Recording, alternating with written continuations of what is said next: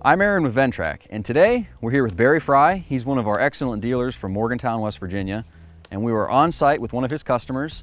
And as you can see behind me, we've got two separate machines, the Ventrac 4500 and a Deere compact tractor. And we know Deere is a well-respected brand, probably the best in the business when it comes to compact tractors that are of this style.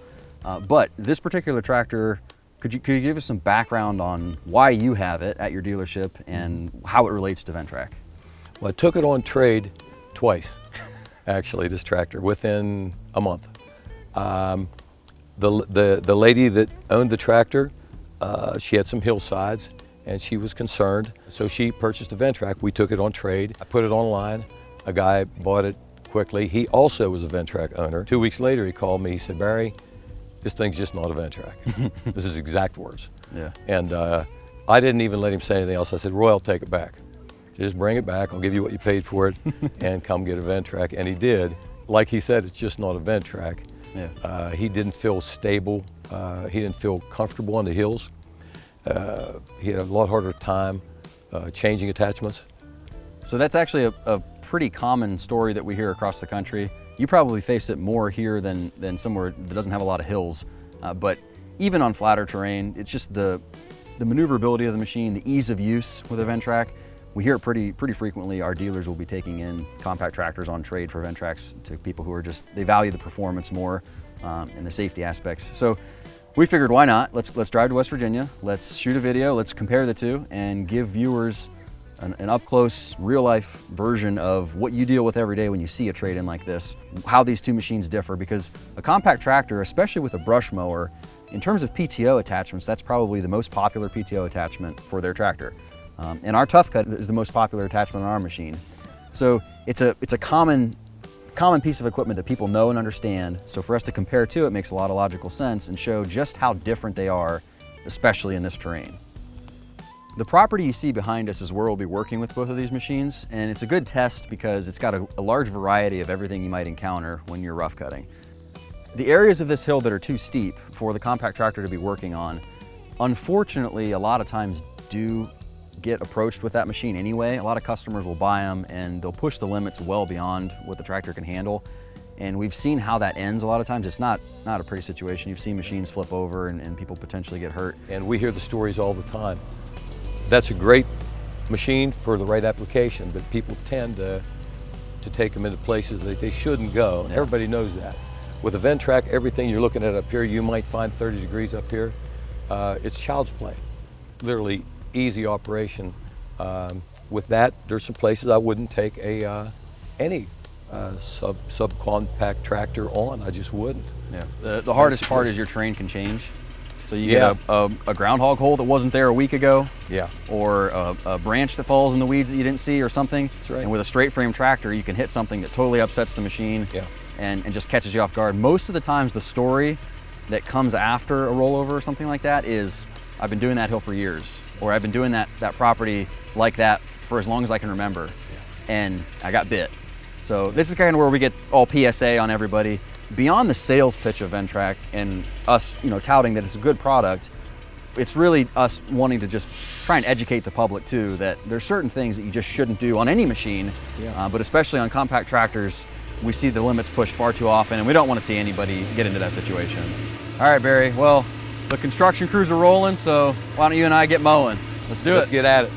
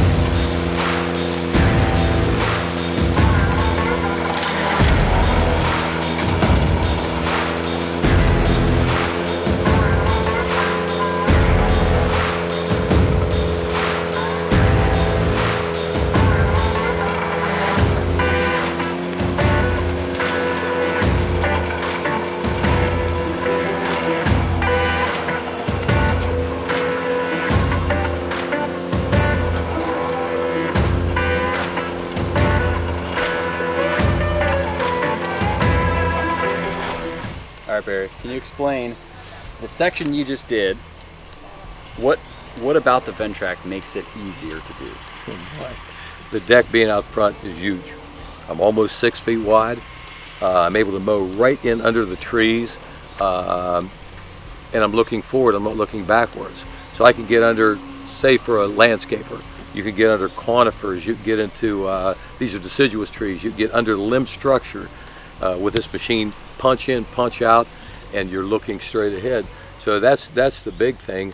And I have total control, so I could pick the deck up. If I need to, I could drop it down. If I want to pick it up and get over top of a dirt hump like I did right back there, there's a big groundhog mound. I'm able to do that, and I can see it. If I'm mowing with my machine behind me, my attachment behind me, it's much tougher. It's a lot easier up front. In the brief amount of time so far that I've run the Deere, I've noticed the response time of the 3-point hitch is a lot slower. Very slow. So you by the time you get to something and react to lifting the deck over it or whatever, it's too late. You've already bashed through it. Yeah. And honestly, it's very uncomfortable.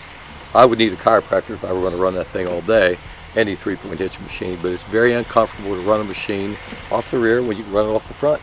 It's just that simple.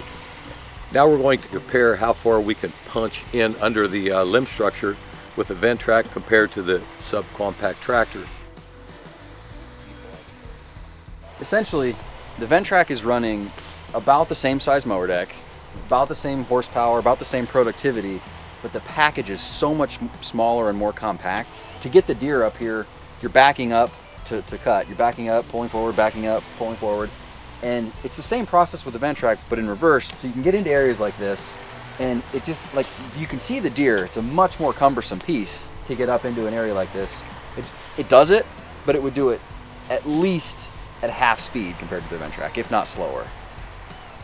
Yeah, it's easy to see that the Ventrac is just so much more nimble, shorter, change directions rapidly. I'm able to punch in and punch out, change directions, switch around. But the main thing is being able to get under limb structure, whether it be deciduous trees like these maples or conifers, shrubbery on landscapes, anything you could punch back in under with that front mounted deck is so much easier. And gosh, changing directions on a Ventrac is just a breeze. It's just fast, very nimble.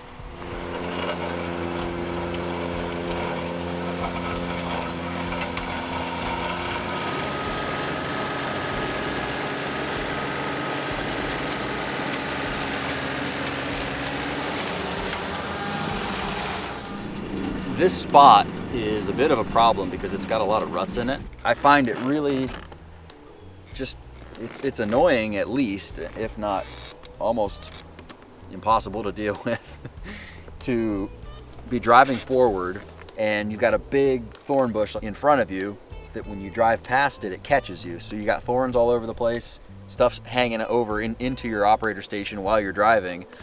With a front mount deck, you'd come up on that thorn bush and you'd hit it and disintegrate it before you ever got there as an operator. The other problem, and one of the biggest issues so far that I found, so when you're driving around on spans like this, the deck bottoms out on the ground. You can see spots everywhere where you're just scalping the turf like crazy. And I know this isn't finished turf, but it still slows you down. It provides a pretty bad cut quality. It's bad on equipment. And since the deck is so long, there's so many undulations on this hill, you catch every little hill. Where our deck, even though it's wider than this in actual cut width, the deck itself is much shorter. So it goes over those imperfections in the terrain much easier. It doesn't end up ripping out turf and hitting rocks as easily and anything that this deck picks up. So the tree behind you is a fairly small tree. Both these machines will cut it down. I'm gonna drive up to it with this tractor just like you would if you were driving straight across a field and encounter this tree. The problem is I'm not gonna just mow it over because you risk doing some damage to what's ever underneath the tractor. I don't know if there's any lines or anything hanging down that you don't want to rip off. So I'm gonna get to it and I'm gonna have to turn around. That whole process is a process you literally don't have to do at all with the Ventrac because you just mow it over right when you get there. However much time it takes, whether it takes me half a minute or 5 minutes, I don't know, depending on the terrain here. However much time it takes, it's completely time wasted.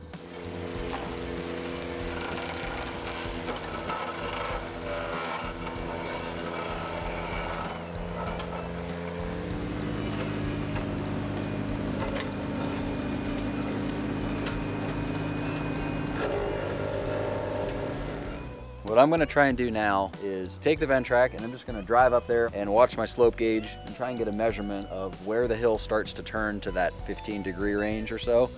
And then we'll go get the Deere up in that area because it's capable of going up that high. And we'll cut up there and just feel how it feels stability-wise. And then after that, I'm just gonna take the Ventrac and go the rest of the way up and show how different it is.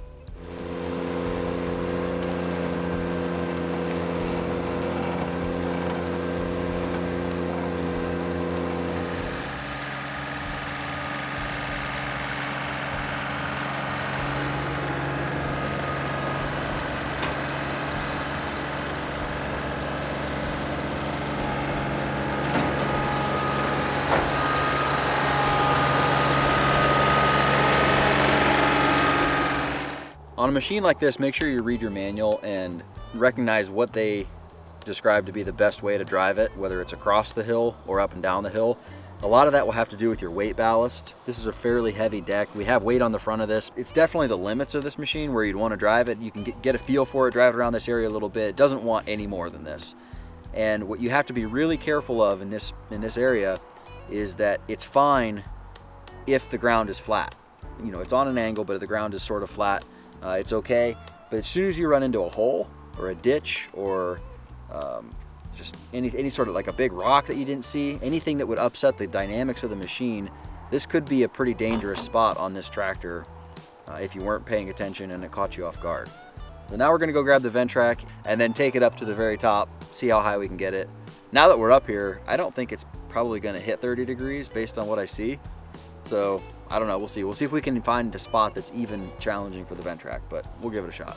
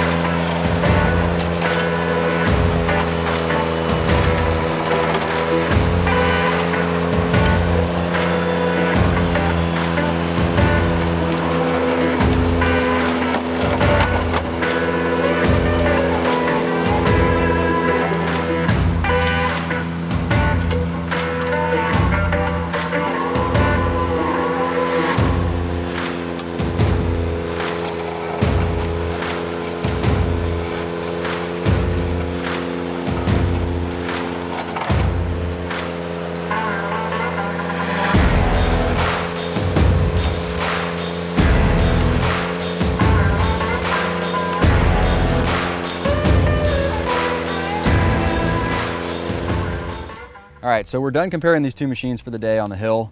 We got some portion of it mowed. We tried a bunch of different scenarios. I'm sure, Barry, you got opinions. I've got mine as well.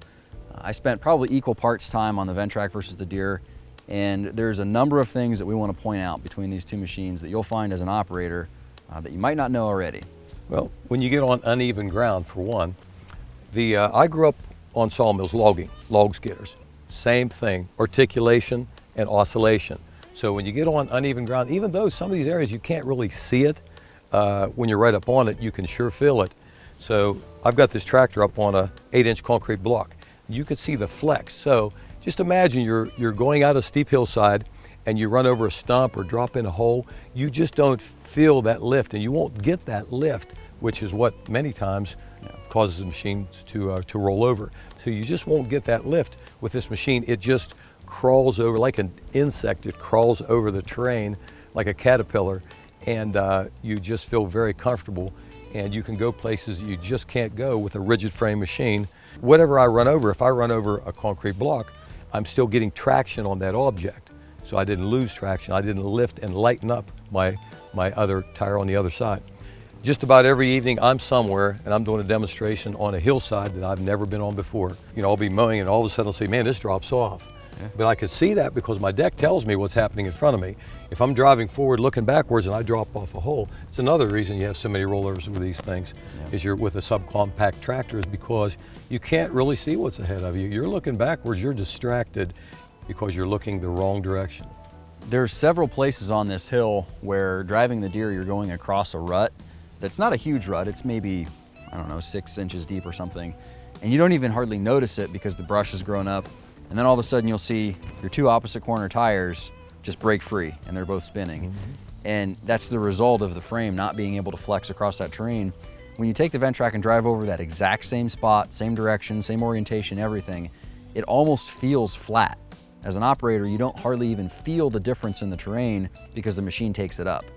Now that contributes to a few things, like you said, traction. It keeps your traction consistent on all four corners so you don't break tires.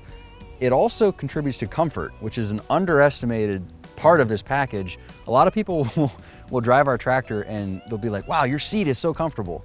And it's not actually the seat is comfortable, but it's the machine working underneath them that's really contributing more to that than they realize. It really does. And I get the same comment from the customers that are trading. They say at the end of the day, they're kind of beat up. You know, these machines really work you over. You're just looking backwards, you're doing a lot of things, but at the end of the day, you just don't feel like you've done anything. One thing I will say about the compact tractor that is nice is that when you sit up that high, your vantage point down in front of you is a nice angle, but you need it. So that's the unfortunate part, is that you need it. With the Ventrac, you don't need that. And the deck encounters whatever you're gonna get to before the tractor does. So you get a chance to preview what's about to happen to the machine. Yeah, it tells you everything. Because of the way the hitch arms work and the float function, you'll see the deck oscillating and undulating across the terrain just like the tractor is, so you really get to read that terrain before you get to it. Another point on maneuverability is that the effective wheelbase of this mowing attachment is basically from me to Barry. So it's these front wheels to the front wheels of the tractor, because the tractor is articulating. So the back end is chasing what's happening up here in the front. So you contrast that short distance compared to the Deere, where you're talking about the center of the front axle all the way to the back caster on the deck, at least 3 times as long. So when you go to take a sharp turn, the whole machine on the Deere is swinging around like this. It's doing a couple things. The side of the deck is digging into the ground from the side, unless you remember to lift it up, which at that point you're not cutting.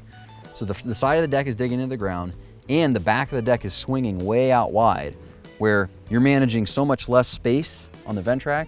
You're way more maneuverable around objects, and you can cut while you're turning sharp like that. When we were taking the shot to show the turn radius, initially we set out to show turn radius, just the difference between this machine and that machine. Comparable cut width, almost exactly the same horsepower, so very similar productivity in a straight line. And we wanted to show turn radius, which one's a tighter turn circle. Clearly the Ventrac much better, but what we also saw is your observation of how quick you managed to do the turn. I wasn't going slow on purpose. With the Deere, we were on a hill that was only probably 10 degrees or something, but it was just enough that if I tried to go faster, the front end wanted to push, and so I wanted to get the tightest turn circle that I could. So I had to slow down a good bit, and you were done well in advance of me. Yeah, I didn't even take it out of float. I had a tighter turning radius, and I was waiting on you. I was wondering where you were at. Yeah. But honestly, yeah. Look, I was looking behind me. Yeah, you were looking backwards. Yeah. There's a million things we could go down the rabbit hole of explaining. But given the context of this video, knowing that the viewership is going to be very interested in compact tractors and very familiar with compact tractors, they're going to value the PTO drive shaft because it's a pretty stable platform. It's what they're used to. We do get a lot of questions about our belt drive system. In this application, I would say 100% in my opinion that the belt is an advantage, even beyond the ability to change it easily, because a shear pin is good, and then it's good, and then it's good, and then it's broken. Yeah. And you have no warning, you have no, hopefully you have a spare, but you have no warning, there's no lead up, there's nothing you can do to prevent that if it's gonna happen. That was the first problem that I had with the Ventrac. When I looked at them, I thought belts. Yep. I was used to something like this, and man was I wrong. Yeah. it's an advantage. I can have that thing changed out in 5 minutes. It's very inexpensive. I won't even break a sweat changing that, and it's designed that way. That's just the way it works. So that's one of the key points we got to get Huge. people to understand, is that a belt is actually a really good thing in It this is a good application. thing. These B belts, they bite, and they're just amazing at how much traction they get, Yeah. and how well they do. And they do give you, it's almost like an alarm. So if you're mowing along and you snag a stump, you hit something hard, stops everything, immediately you're in the operator's seat, just your left hand, just boom, you knock the PTO out, then you go see what you hit.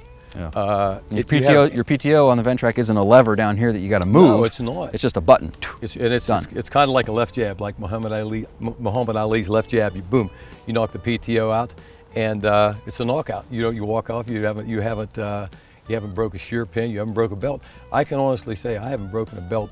I don't remember the last. And every place that I mow like this, I've never been before, because I'm doing demos on people's property. I don't know what's in there. I hit so many rocks, stumps. I hit a pipe the other day, an 8-inch pipe, steel pipe, and I mean, I just don't know what I'm going up against. Yeah. But it is so nice to know that I can correct a problem rapidly, quickly, right in front of a customer, and prove why this is a better system. All right, Barry, we could talk about this forever, and could. there's probably a million different topics we could cover and go deep into the evening talking about Ventrac. But we got to wrap this video up, so thank you for being on the video with us. It's been a pleasure. And for all of the people out there watching this video, we really hope that it spurred some thought, and you think about the Ventrac in relation to a compact tractor. If you're a customer in the compact tractor space, or you're looking to be a customer in the future, we've got dealers all over the place. So if you're in the Morgantown area, call Barry. If you're somewhere else where there's a Ventrac dealer, give your Ventrac dealer a call and ask them about getting a demo, or even ask just some qualifying questions. See if they can teach you a little more about the Ventrac. And also, don't hesitate to call us at the factory. We've got customer service lines. You'll find us on all our social media channels. We're always available to answer questions that you might have. And that's the number one thing. We want to be there to help you guys make informed decisions and make sure that you're on the right piece of equipment for you in your application. So again, from all of us at Ventrac, thank you for watching this video, and make sure you check out everything on our social media, YouTube, Facebook, and check out our website at ventrac.com for other equipment. And if you have any questions for your local dealer, give somebody like Barry a call. I'd be happy to talk to you.